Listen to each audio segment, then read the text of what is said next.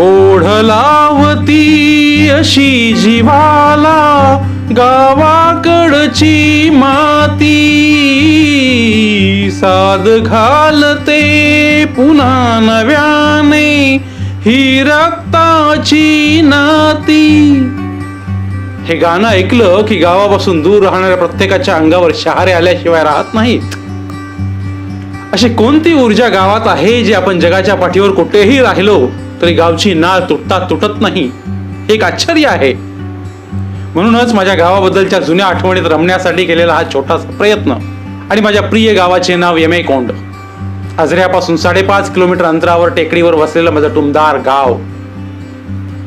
गावामध्ये अंदाजे 200 उंबरे आणि लोकसंख्या अंदाजे 1000 असेल.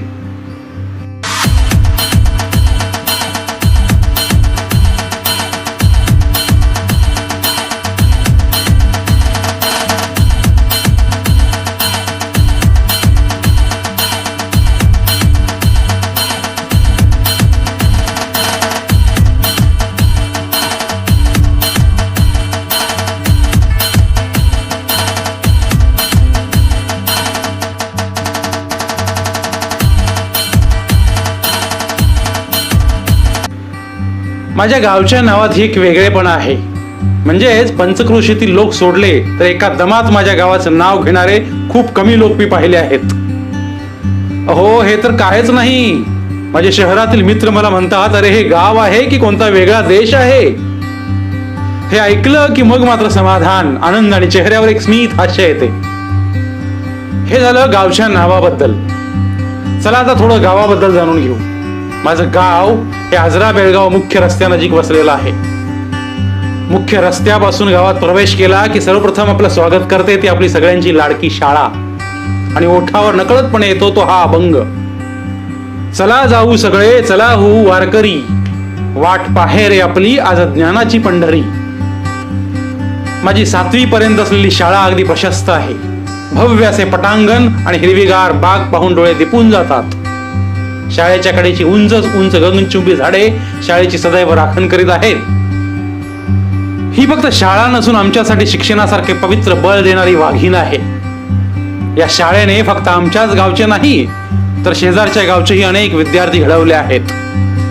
आणि म्हणूनच की काय माझ्या गावचा साक्षरतेचा टक्का अचाट पडणार आहे.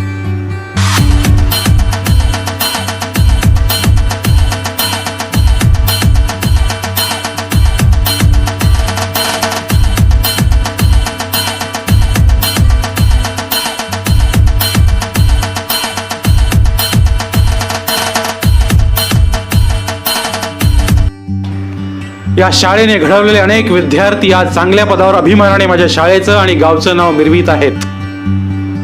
असं म्हटलं जातं आपण समाजाचं देणं लागतो. म्हणून की काय माझ्या गावातला प्रत्येक विद्यार्थी आज शाळेच्या आणि गावच्या विकासासाठी प्रामाणिकपणे प्रयत्न करत आहेत.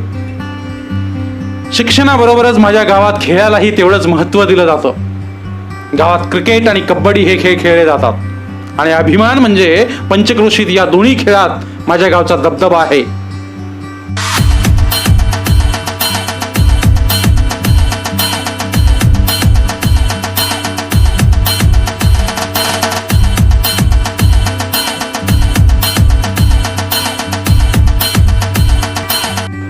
विद्या आपल्याला जगायचा मार्ग दाखवते तर श्रद्धा आपल्याला जगायचं कसं शिकवते. म्हणूनच शिक्षणाबरोबर श्रद्धा पण इथल्या प्रत्येक व्यक्तीच्या हृदयात घर करून आहे. शिक्षण आणि श्रद्धा यांची अजब सांगड माझ्या गावाने घातली आहे. गावामध्ये श्री गुरु दत्तात्रेयांचे सुंदर असे मंदिर आणि मंदिरा शेजारील औदुंबराचा भव्य वृक्ष पाहिलं की असं वाटतं की श्री दत्तगुरूची कृपादृष्टी माझ्या गावावर निरंतर आहे. गावच्या बाहेर निसर्गरम्य ठिकाणी निर्गोबांचं प्राचीन मंदिर आहे. या मंदिरामध्ये आजूबाजूच्या गावातील लोक दर्शनासाठी नेहमी ये जा करतात.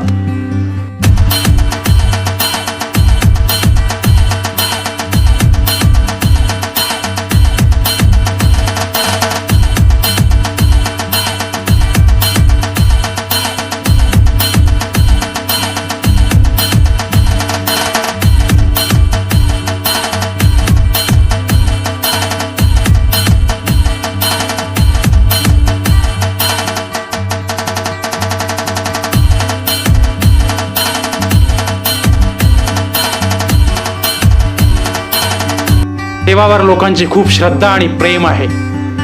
म्हणूनच गावात गुन्हेगारी, वाईट कामे, चोरी यासारख्या घटना चुकूनही घडत नाहीत.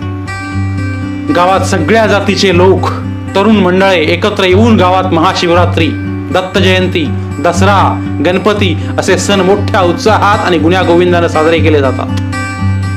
तसेच या कार्यक्रमाच्या निमित्ताने गावात पारंपरिक भजने, समाज प्रबोधन, ग्राम स्वच्छता असे अनेक उपक्रम राबवले जातात.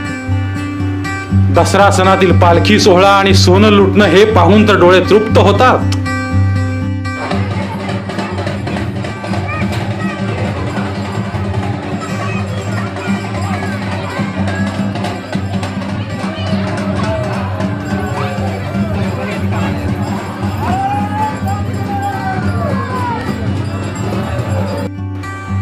माझ्या गावाने राजकारण जास्त डोक्यावर घेतले नाही आहे हे विशेष. राजकारण हे फक्त निवडणूक पर्यंत मर्यादित असते. माझ्या गावातील लोकांबद्दल सांगायचं झालं तर लोक एकदम साधे, सरळ, आपुलकीचे आणि उच्च विचारसरणीचे आहेत. एखाद्याच्या सुखात असो की दुःखात एकमेकांना सहकार्य करताना पाहून माणुसकीची प्रचिती इथे येते. बहुतेक लोकांना माहीत नसेल की सरकारच्या सर्वेनुसार आजरा तालुक्यातील यमेकोंड आणि हंदेवाडी ही 2 गावं अशी आहेत की या गावामध्ये बहुतांशी शेतकरी हे कर्जमुक्त आहेत. आणि हे सगळं शक्य झालं आहे ते फक्त त्यांचा प्रामाणिकपणे आणि नियोजनबद्ध कार्यामुळे. अजून एक नवल माझ्या गावाचे म्हणजे जर एखादा पाहुणा काही दिवसासाठी राहायला आला तर त्याला परत माझा गाव सोडवत नाही याची हमी गावातील कोणीही देईल, यात सुतभर ही शंका नाही.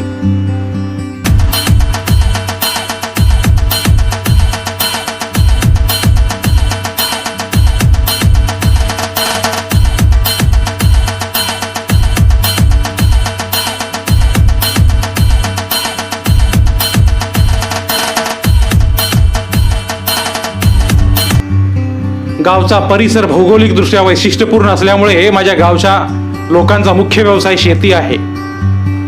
गावच्या वरच्या बाजूला कुस्तीच्या आखाड्यातली तांबडी माती तर खालच्या बाजूला आईच्या मायेचा गोडवा असणारी काळी माती असे अद्भुत मिश्रण लाभलेला माझा गाव खरंच भाग्यवान आहे. आणि मग म्हणून मला आठवतात या 4 ओळी. काळ्या मातीत मातीत तिफन चालते, तिफन चालते, तिफन चालते, इज थैथय नाचते, ढग ढोल वाजवितो, ढोल वाजवितो, ढग ढोल वाजवितो.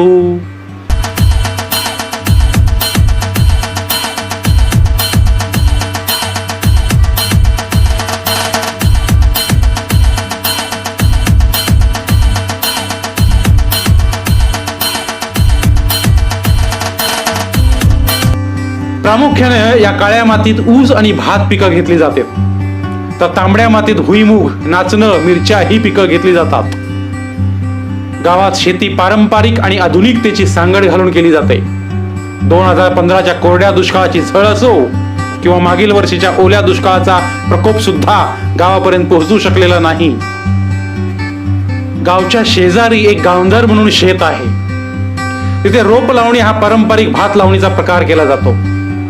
त्या वेळेचा तो चिखलाचा तांबडा रंग, चिखलाने बरबटलेला बळीराजा आणि त्याचे 2 जोडीदार, वरून पडणारा धो धो पाऊस आणि बळीराजाच्या चेहऱ्यावर वाहणारा आनंद हा रंगपंचमीच्या खेळापेक्षा मनमोहक असा भासतो. गावात शेतीला पूरक असा दुग्ध व्यवसायही केला जातो.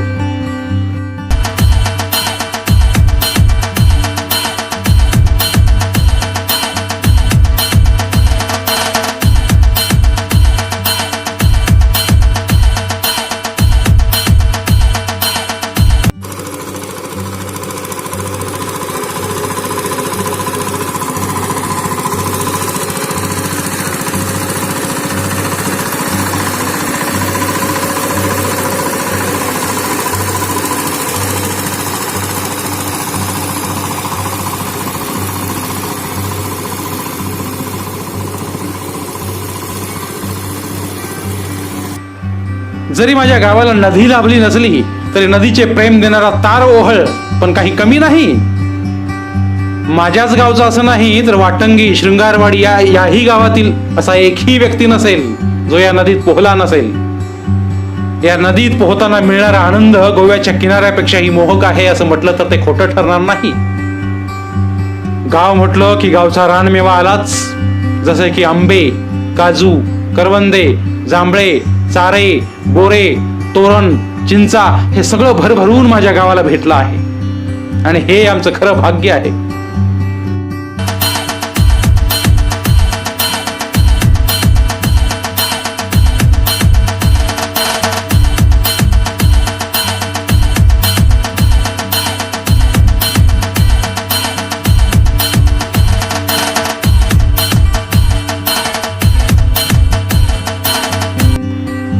असा माझा गाव ज्याच्याबद्दल लिहावं तेवढं कमीच ठरेल. आणि म्हणूनच म्हणतोय यमेकोंड हे फक्त गाव नसून माझ्यासाठी तो एक देश आहे जणू. माझा यमेकोंड देश. ये जो देश है तेरा स्वदेश है तेरा.